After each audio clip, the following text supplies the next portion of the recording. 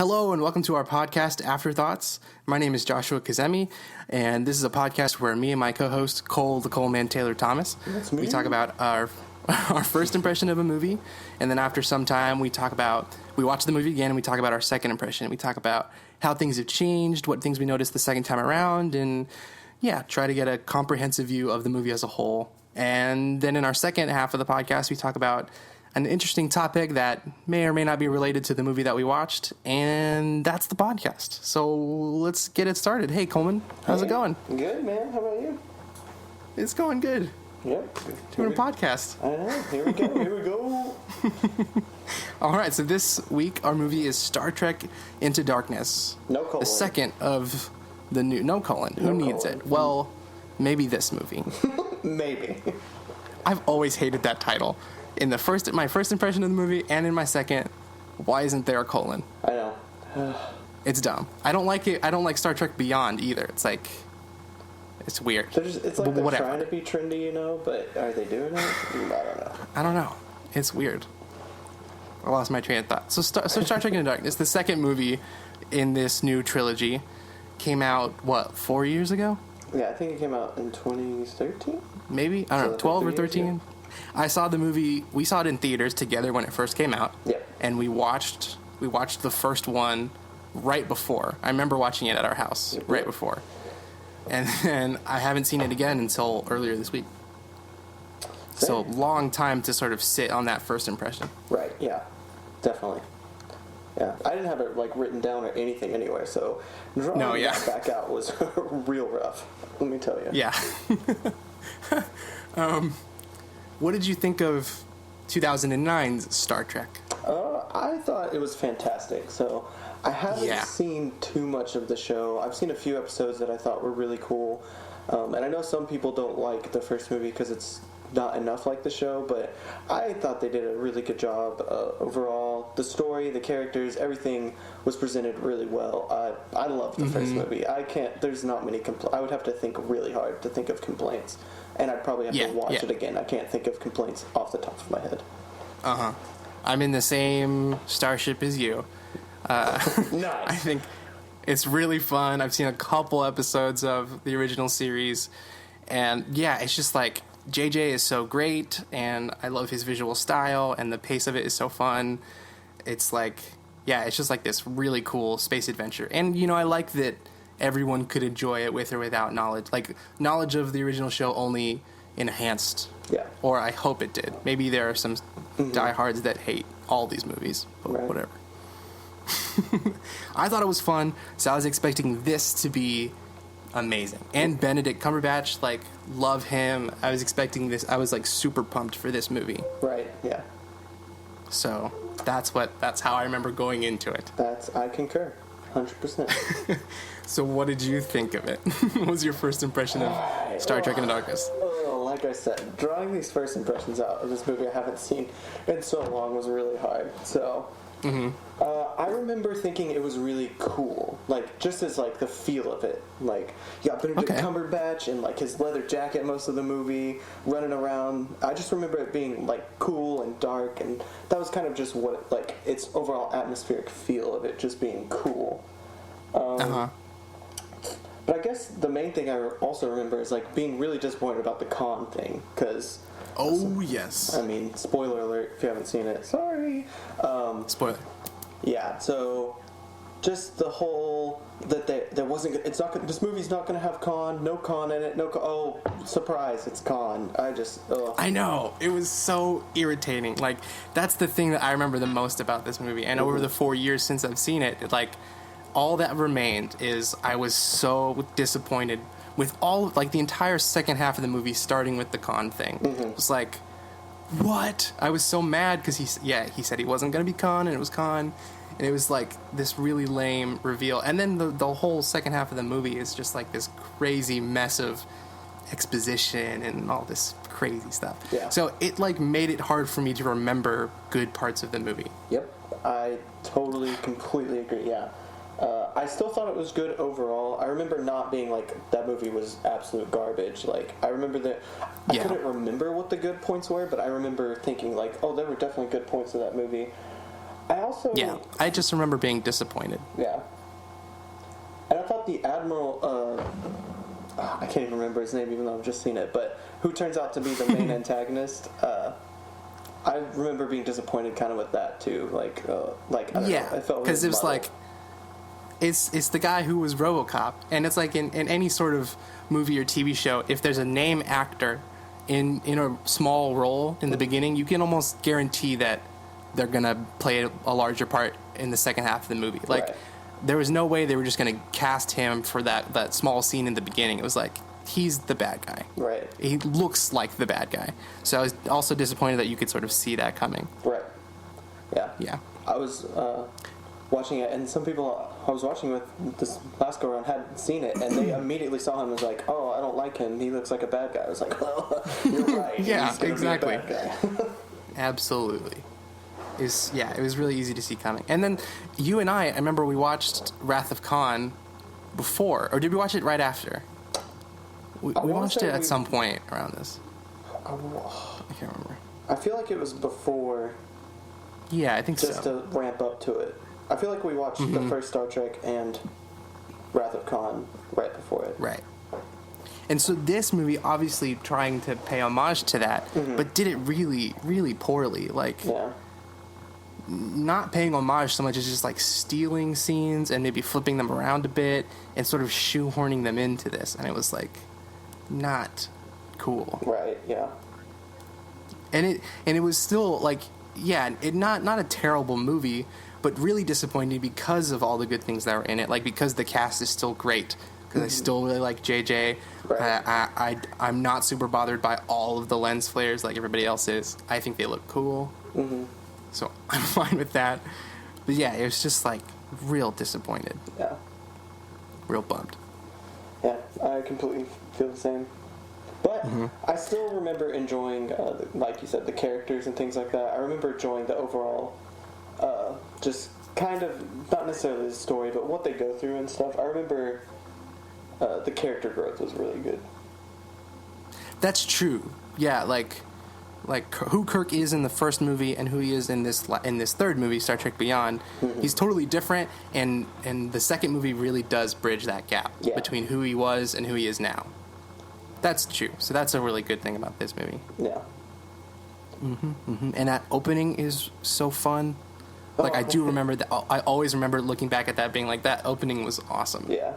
Because that's what I want. You know, it's like the first movie set them up, and you set them up in a really fun way. Let the second movie just be like this fun mission. Right, yeah. Like, let them just go off and explore stuff. And that opening, that's what it was. And then the rest of the movie was like this revenge plot. Right, yeah. With twists and turns. It's true. Stupid, lost twists and turns. Right. Too many twists and too many turns. Too many. You're just going in a circle. Too many twists, and you're just going in a circle. That's true. That's what I'm saying. Ugh. All right. So those were all the things I remember coming out of it with, and then over 4 years, I just stewed on them, and this movie just left a bad taste in my mouth, and that's why I never went back to it. Right. Yeah.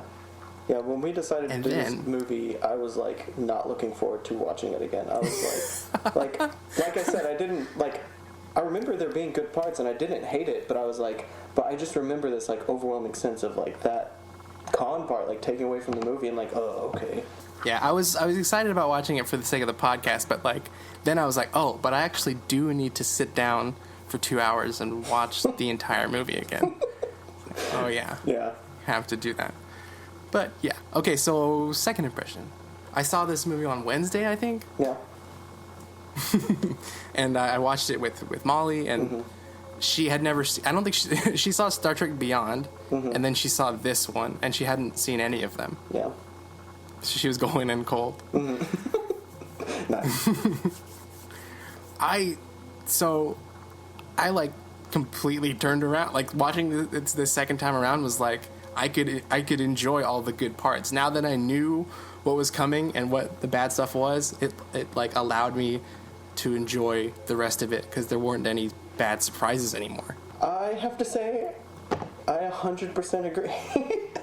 Yeah, it was like so much more fun this second time around. Yeah, That's really interesting. So, because Benedict is still, he's like still a good villain. The cast is still really great, and the visual style is still there. It's like that. The first half of the movie is awesome. Yeah. It's so great, and then it sort of falls off the map. But then picks it back by up. that point, I'm still like, oh, this is much better than I remember it being. Right. Yeah.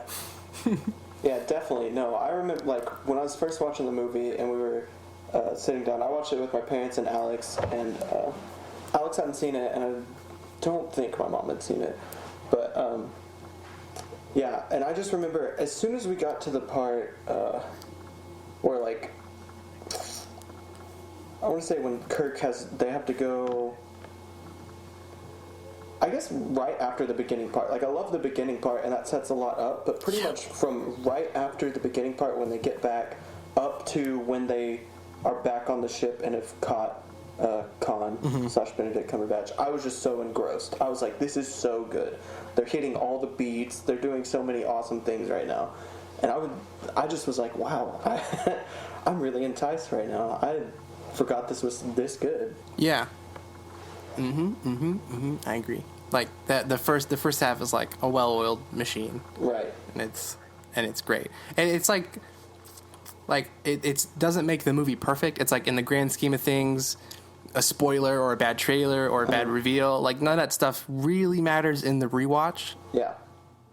And so all that's left is like the story, and it's not a terrible story. It's just overcomplicated. So it's still like all the good stuff is still there, and it was much more enjoyable now that I wasn't expecting anything from it. Right. Yeah. No, I loved how it felt so connected. Was the one thing, like all the there was like so many. But the bad stuff is still bad. Like, yeah.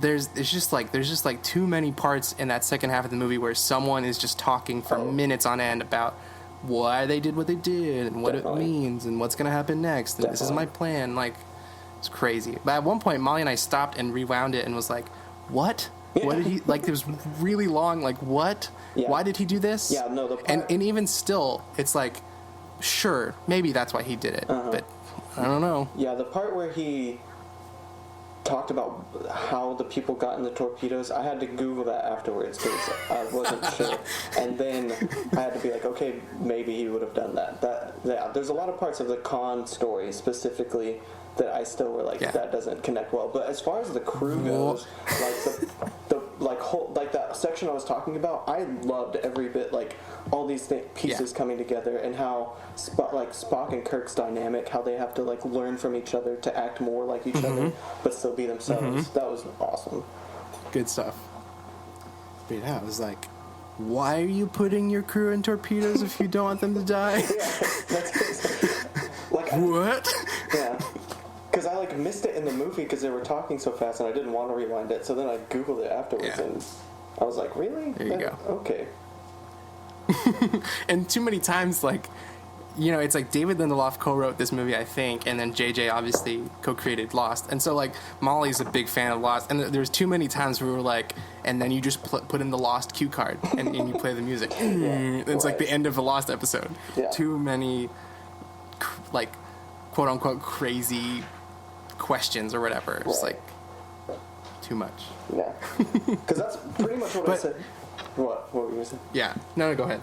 Because I was going to say, like, the Khan thing is, like, still the only huge problem, and, like, his story and how that doesn't connect is, like, my only real big problem. Like, it's still, like, because now I'm looking at it, and, like, they could have made his story better if he wasn't Khan, because they're still having to go off the old Khan who was in the TV show, because in the TV show he is cryogenically frozen, and his crew is as well, so they have to fit that into the story so they can put Khan in it. And I also think that put a lot of pressure on Benedict to portray Khan well, and I feel like he goes over the top a few times with that. And so really, if they had just created their own antagonist, like obviously they have the other one, the tertiary antagonist, but yeah, I don't know. I feel like force-fitting Khan into the movie was the only thing. Like, Benedict could have been an even better villain if it just wasn't Khan. Yeah. Yeah, I mean, I think the general's... Is it General? Whatever. The Admiral, RoboCop. I think. Admiral RoboCop. His whole, like, plot could have been its own movie. Like, you didn't necessarily need the Khan part of it. Right. Like, I think it is interesting that he's just like a war-hungry guy at the top who wants to fight the Klingons or whatever. Like, that's interesting enough on its own. It did feel like a little overstuffed. Yeah, definitely. But Benedict is, I mean, I think, yeah, he did go over the top a couple times, but I still, like, really enjoyed him and his performance, even if it was a little off. Yeah. I did find it so interesting, though, that, like, I remember being so upset with, like, the JJ lie about Khan. Yes. Like, the first time around. I was like, don't say that he's not. Like, don't address those questions. Just let it be its own thing. It's so, like, I didn't care about it this second time around. Right. I was like, okay, fine. I know that it's him, and that's what it's going to be. It's interesting. Yeah. It's like, I always find it interesting when people get upset about, like, a bad trailer or something. Yeah. Because, like, who's going to remember the trailer 10 years from now when all you have left is the movie? Yeah. It's like, doesn't matter in the grand scheme of things. Right. Yeah. And then there were also just some, like, smaller, like, qualms I had with the movie as well. Like, for example, Kirk is, like, always the hero throughout the whole movie, and I find that kind of annoying. Like, especially in the beginning when they're at the HQ with tons of veteran officers, and he's the one who puts together, oh, what is the archive actually, you know? It's like, that's true. There's tons of other people here who are, you're like, the thing that's setting you back is that you're so new, so why are you figuring this out? I don't know. And then he's the one who also stops the flying robot that comes right then as well. It's like Kirk does everything, and it's like, I would have liked to see some other people, even outside of his crew, do things, I guess. That's true. Mm-hmm. But yeah, like you said, overall, watching this a second time definitely brought it. But like, I haven't seen the third one yet, but I would love to just go through it and watch them all three now and see what that's like. I think that would be really fun. Yeah, because I totally didn't want to before, but now it does work together. Like, these three movies as a trilogy, I think, work really well together. Because it's like I was saying, this feels like a forceful homage to Star Wars stuff or Star Trek stuff in the past. Oh crap, Star Trek. Sorry. You did the unforgivable sin. People just everyone stops listening. Anyways, the third one pays homage in a really great way. Like, it really does pays homage in a great way. Like, it really speaks to what was great about the original series, while still, like, caring about the two movies before it that built it up to this. So the third one is really cool and worth watching. Well, I'm definitely looking forward to it. Especially not, like, I was not expecting to watch the second one and be like, I really want to see the third one. Or at least, if I did, it would be because this one was, like, so disappointing I got to go, like, wash the taste out of my mouth. But no, I really want to see all three of them now. But one thing was, I watched the third one, like, on Saturday, and then I watched this one on Wednesday. And so one thing I did not remember at all is that Alice Eve's character, I think her name's Carol, right? The RoboCop's daughter. She joins Enterprise at the end of 2. Yeah. She's not in 3 at all, and they don't mention her. Like, unless it's like a throwaway line, she's just, like, unexplained, not on the Enterprise. Man, that is disappointing. And it seems like it's such an interesting thing you could have explained, because, like, oh, sorry, spoiler. You know, they're like 3 years into their 5-year mission at the beginning of the movie. Right. So plenty of legitimate excuses for why she's not there anymore, but they just blew past it. Yeah. Kind of like why Bo Peep isn't in the third Toy Story. I mean, we have a reason, but there's a reason. There's a line about it, so it's fine. And it makes him more sympathetic. It's like tragic that Woody lost his lady and her sheep. It's the worst. It's tragic. Yeah. But at least they say it. I would have been, that truly would have been, like, such a bummer if they didn't mention her at all. If Bo Peep was just gone. Right. I would have been like, I'm out. None of this matters. Doesn't matter how great the third movie is. I'm ruined. Out. What a fantastic trilogy. I know. I feel like Toy Story now has to be brought up in every episode since it's been brought up. No, yeah, well, sure. Yeah, I'm fine with keeping that going. And then eventually, the fourth one's going to come out. And we'll do it. That terrifies me. Yeah, we could do the whole trilogy one week. We'll rewatch 1, 2, and 3 and talk about plans for the future. Let's do it. All right, do you have anything more about Star Trek? No, other than if you didn't like it the first time you saw it, go rewatch it, because I think you'll like it. I agree. It was a fun movie. Solid concur. Not that bad. Not that bad at all. Yeah, that's all I have to say. So, our the second act of this podcast, our next topic is science fiction and what sci-fi allows us to do as storytellers. Ooh, just hit my mic. Ooh. So, what do you think? Like, what's special about sci-fi that allows you to do like really interesting things, story-wise and thematically? So, I think it's really cool to think of kind of bigger, I guess, philosophical ideas that you can't think of with the technology we have now. Like, I guess the one I commonly use is actually the Star Trek one, Next Generation, the episode with Data, where they ask pretty much what is life, and use a robot to be that example. And that kind of goes into the movie that came out, Ex Machina. It's kind of the same thing. Mm-hmm. Like, she's a robot, but she has like this huge emotional capacity, so you can't exactly do that with just humans and living, like, exactly. See, I almost just called this living beings, but is a robot a living being? Right. It's a good question. So it allows for things like that. Like really interesting, thoughtful questions that you couldn't do with like a standard family drama or whatever. Right, yeah. Things that still matter to us as human beings, but they're just, presented in this really interesting way. Mm-hmm. So like Star Trek specifically, I was in Seattle and there was a Star Trek exhibit at the EMP Museum, and he was talking about how Gene Roddenberry, that's his name, I think. He talked about how the thing he really enjoyed about the original series and writing for it was that, like, at the time the network didn't necessarily want episodes to address race or racism.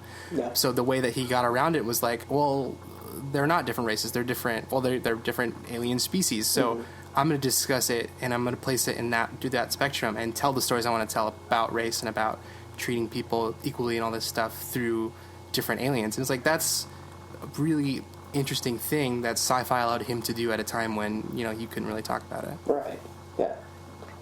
Yeah, and, like, even in Star Trek Into Darkness, I thought it was a missed opportunity to, like, I mean, they couldn't really fit it in the movie because they tried to fit so much in anyways, but just, like, the idea at the end that Benedict is still alive, like, they put him back in a cryo tube, but he just killed, like, millions of people driving that, like, spaceship into the city. It's, like the question of should superhumans, like, that would be just such a cool idea to think, like, they're superhumans, they're more powerful than us.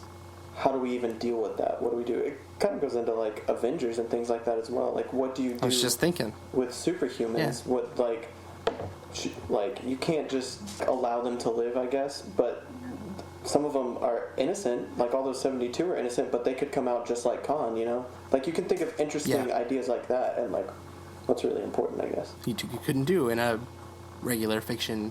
Yeah. Yeah. Okay, so the thing that I thought about when we were thinking about this topic earlier this week was like, so is science fiction best utilized when it's sort of acting as this way to address themes that are outside the realm of regular fiction? Like, is that like the best way to use it? And if you're not doing that, then it's sort of lesser? I don't know. I guess it depends. I would say most of the time, yes. I think you should definitely use science fiction as a catalyst to talk about these ideas in a way we can't in normal fiction or just modern day fiction. But I'm sure there are some out there that, like, do their own thing, like, that don't necessarily fall under that. But I would say general rule, yes, you should, as sci-fi, you should at least be attempting to do that. Yeah, like, I definitely lean more towards, like, yeah, sci-fi should only be used to do that. Like, use it in this great way that allows you to tell really interesting stories that you should it's like I tell people when I'm giving them, like, notes about writing or whatever, like, if your movie's set in Christmas time, then, or your story, then make sure the Christmas element of it is completely necessary. Otherwise, it's like this useless backdrop that you can just lift out. So if sci-fi is just your backdrop and it's not allowing you or informing like a really interesting theme, then you should just tell a straight story. Yeah. But then another little part of me is like, it is kind of just fun to have like a romp through space that doesn't really do anything. Yeah. It doesn't make you think that hard. It's just kind of like this fun adventure. Right. So I guess it's fine for stuff like that, but yeah. I don't know. I would lean more towards use it for good. Right. and that's why I agree. That's why I say most of the time, probably like 90% of the time it should be. But at the same time, I'm sure there's comedic sci-fis and sci-fis that are just like to have fun. Yeah, and that's even true. other ones out there that I can't think of that just use it for some other like means that I wouldn't even be able to think of because it's so creative. But but yeah, I would say general rule of thumb: use it to shed some light on topics that we are dealing with now, but can't necessarily look at in the light with how we're living currently. Yeah, that was one thing. Like, maybe I need to rewatch this, but I saw Her a couple years ago, not when it came out, but a little more recently. But it was like, this could have been a really interesting idea of like, you know, Joaquin Phoenix is talking to this computer, and it just so happens that it has a woman's voice, but it is genderless. Yeah. And it could have been a really interesting movie about, you know, what does it mean to be attracted to someone if you completely lift out with the physical element. Because even in that movie, there's like a scene where they try to be physical with one another, and it like, I thought the movie was great, but I feel like it could have gone in a different direction in that area. And like, what does it mean to have genderless attraction? Yeah. You know? Definitely. Still a good movie though. Yeah, I've actually never seen Her, so. Oh snap! Probably Spoilers. go see it. Dang. Yeah, it's good. Check it out. Yeah, definitely. Plug of the podcast. Go see Her. Go see Her. Also, if you like sci-fi, we used to write a little sci-fi podcast called Captain's Log. That is true. We both did. You can check that out on Stitcher. I think it's still up there. I think so. Yeah. Yeah. So just search Captain's Log. That is plug number 2 of the podcast. Captain's Plug number 2. Captain's Log. And also you could go to like joshuakazemi.com/Captain's Log. Maybe that'll do something. Otherwise it's like, you can find it. Go to my website. There's a writing tab, podcast. It's there. It's available. It's somewhere, you know. Yeah. All right. Do you have anything else on this topic? No, I think that's about it. Yeah. Okay, cool. So that's week 2. Okay. You can, tweet at us. Let us know your thoughts on sci-fi and why you love it, why it allows for really interesting stories, or come up with some examples. Send us some examples that you can think of that were better than the ones that we thought of. And, if you like the podcast, you can write a review on iTunes. You can let us know you liked it, give us some feedback or whatever. You can follow me on Twitter at Joshua Kazemi. Coleman's still working on it. Still in the We'll let you know. Yeah. All right, I think that'll do it. Thanks for listening. We'll see y'all next week. See y'all.